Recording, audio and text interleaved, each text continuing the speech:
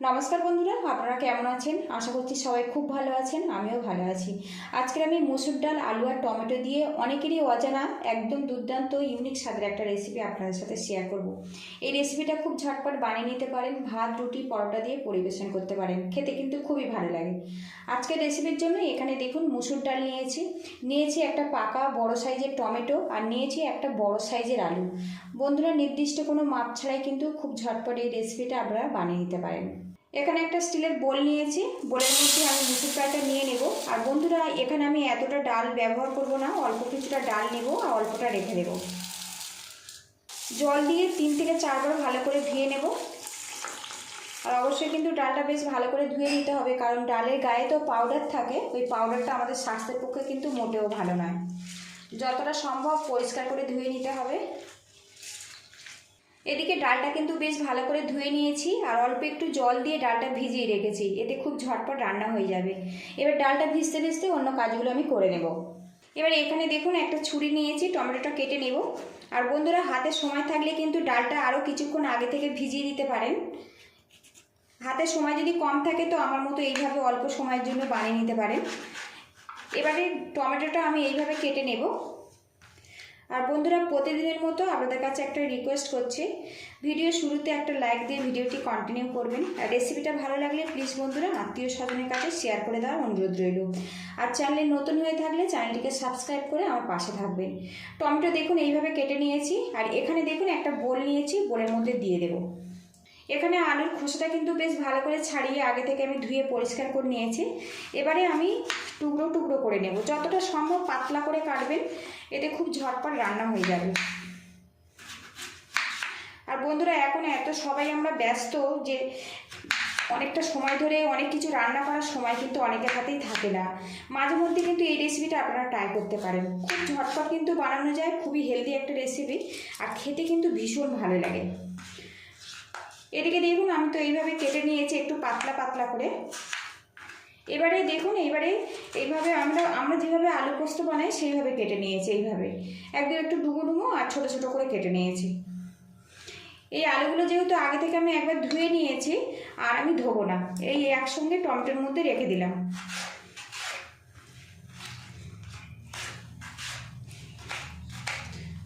সব আলুগুলো এইভাবে টুকরো করে তারপরে আপনাদের সঙ্গে দেখা করছি। আলুগুলো টুকরো করে নিয়েছি, আর এখানে দেখুন অর্ধেক পরিমাণে পেঁয়াজ নিয়েছি, এইভাবে স্লাইস করে কেটে নেব, আলুর মধ্যে দিয়ে দেব। এখানে 2টো কাঁচা লঙ্কা রেখেছি, একটু এইভাবে কেটে নেব। ঝাল যতটা পছন্দ করেন সেই মতো দেবেন। এবারে এখানে দেখুন বন্ধুরা, মুসুর ডালটা কিন্তু প্রায় 10 মিনিটের মতো ভিজে গেছে। এবারে এই আলুর মধ্যে আমি দিয়ে দেব। এদিকে দেখুন বন্ধুরা, যে ডালটা আমি নিয়েছিলাম 2 মুঠো পরিমাণে আমি সাইড করে রেখেছি।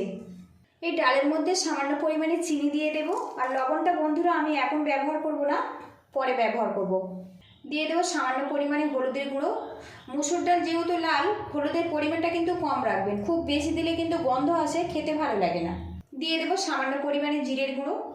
এর মধ্যে দিয়ে দেবো 1 চামচ পরিমাণে সরিষার তেল। এবার যতটা সম্ভব হাত দিয়ে ভালো করে ম্যাশ করে মাখিয়ে নেব।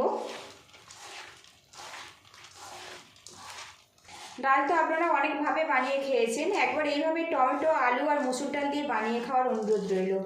এটা এতটাই টেস্টি বন্ধুরা, সপ্তাহে অন্তত 3 দিন বানাতে ইচ্ছে হবে। দেখুন বেশ করে মাখিয়ে নিয়েছি। এদিকে দেখুন বন্ধুরা, 2.5 গ্লাস পরিমাণে জল দিয়ে জলটা ফুটিয়ে নিয়েছি।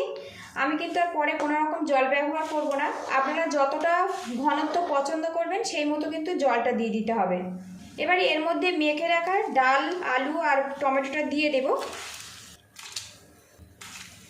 আর বন্ধুরা, আজকে এই রেসিপিটা আমি একটু ঘন ঘন করে বানাবো, সেই জন্য জলের পরিমাণটা 2.5 গ্লাস পরিমাণে রেখেছি। এদিকে দেখুন ডাল, আলু, টমেটো কিন্তু বেশ ফুটে গেছে। গ্যাস রেটটা মিডিয়ামে রাখবো, একটা পাত্র দিয়ে ঢেকে রাখবো, এতে ডালটা কিন্তু খুব ঝটপট সিদ্ধ হয়ে যাবে। ডালটা পুরো সিদ্ধ করে তারপরে আপনাদের সঙ্গে দেখা করছে। ঢাকনাটা খুলে নেব। আর বন্ধুরা, মাঝে একবার ঢাকনা তুলে আমি একটু নাড়াচাড়া করে নিয়েছিলাম। এখন দেখুন ডাল, আলু, টমেটো কিন্তু বেশ ভালো মতো সিদ্ধ হয়ে গেছে। এবারে এর মধ্যে দিয়ে দেবো স্বাদ মতো লবণ। লবণটা দিয়েছি, ভালো করে মিক্স করে নেব। তো বন্ধুরা আপনাদেরকে দেখায়, এই দেখুন আলুটা কত সুন্দরভাবে সিদ্ধ হয়ে গেছে। অনেকে পড়াশোনার সূত্রে কিংবা চাকরির সূত্রে বাইরে থাকেন, খুব ঝটপট কিন্তু ডাল, আলু আর টমেটো দিয়ে এই রেসিপিটা বানিয়ে নিতে পারেন। এই রেসিপিটা কিন্তু খুবই হেলদি, খুব ঝটপট রেডি হয়ে যায়, আর ভাত, রুটি, পরোটা সবইতে আপনারা খেতে পারেন। লবণটা দিয়ে বেশ কিছুক্ষণ মাখিয়ে নিয়েছি, আরও কিছুক্ষণ ফুটিয়ে নেব। এবার গ্যাসের হিটটা একদম কমে রাখবো বন্ধুরা। এবারে এখানে দেখুন ডিম ফাটিয়ে নিয়েছি, এই ডালের মধ্যে দিয়ে দেব। আপনারা যদি ডিম পছন্দ না করেন তো শুধু শুধু এইভাবে কিন্তু বানিয়ে নিতে পারেন। আমি এর মধ্যে ডিম ব্যবহার করব। ডিমটা দেওয়ার পরে কিন্তু গ্যাসের হিটটা একদম কমে রাখতে হবে, রেখে ডিমটা ভালো করে সেট করে নিতে হবে। আর একটু সাবধানে দিতে হবে, যাতে দুটো ডিম দিয়েছি কেউ কারোর গায়ে না জড়িয়ে যায়। এবার একটা পাত্র দিয়ে ঢেকে রাখবো, এতে ডিমটা কিন্তু খুব সুন্দরভাবে সেট হয়ে যাবে।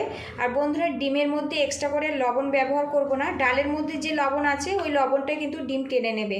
ঢাকনাটা খুলে নেব। আর বন্ধুরা, এখানে দেখুন ডিমটা কিন্তু বেশ ভালো মতো সেট হয়ে গেছে। এবার আলতো করে একটু নাড়াচাড়া করে নেব। এর মধ্যে যদি ডিম 2-1 টুকরো ভেঙেও যায় তাতে কিন্তু কোনো রকম সমস্যা হবে না। আর এখন দেখুন ডালের ঘনত্ব এইভাবে রেখেছি আমি, খুব বেশি কিন্তু পাতলাও নয় আবার খুব বেশি ঘনও নয়। এটা যখন ঠান্ডা হয়ে যাবে আরও কিছুটা কিন্তু ঘন হয়ে যাবে। অন্যদিকে একটা কড়া বসিয়েছি, এবার এর মধ্যে 1 চামচ পরিমাণে আমি সরিষার তেল দিয়ে দেব। তেলটা গরম হয়ে গেছে, সামান্য পরিমাণে গোটা জিরে দিয়ে দেব, দিয়ে দেবো একটা শুকনো লঙ্কা, আর দিয়ে দেবো তেজপাতা। এবারে এর মধ্যে দিয়ে দেবো রসুন কুচি, দিয়ে দেবো পেঁয়াজ কুচি। এগুলো আমি ভাজা ভাজা করে দেব। এদিকে দেখুন পেঁয়াজ রসুনটা কিন্তু ভাজা হয়ে গেছে, গ্যাস হিটটা আমি বন্ধ করে দিয়েছি। এবারে এর মধ্যে আমি দিয়ে দেবো ধনেপাতা কুচি। তেলের মধ্যে ধনেপাতা কুচিতে একটু নাড়াচাড়া করে নেব, এতে সুন্দর একটা ফ্লেভার চলে আসবে। আর বন্ধুরা, এবার এই মশলাটা আমি ডালের মধ্যে দিয়ে দেব।